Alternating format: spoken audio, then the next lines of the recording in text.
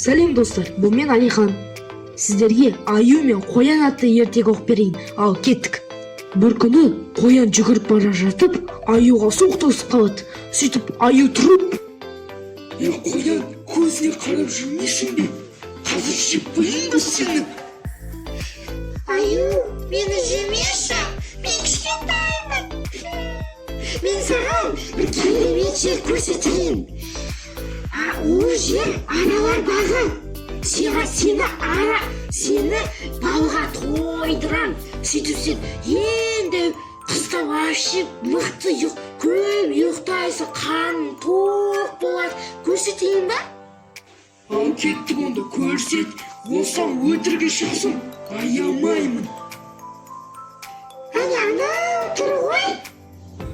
Қане? Көрдім. Қазір мен бар, тек екеуміз бірге барамыз. деп қоян мен аю екеуі бар аралар бағына кетіп қалады. Сөйтіп ақымақ аю ақылды қоянға алданып, қоян қашып, ал аю болса аралардың шақтығысына тап болады. Сөйтіп аю бүкіл денесі бәрін аралар шағып тастап, ол қайғыра отырады екен. Осымен ертегім бітті. Сау болыңыздар.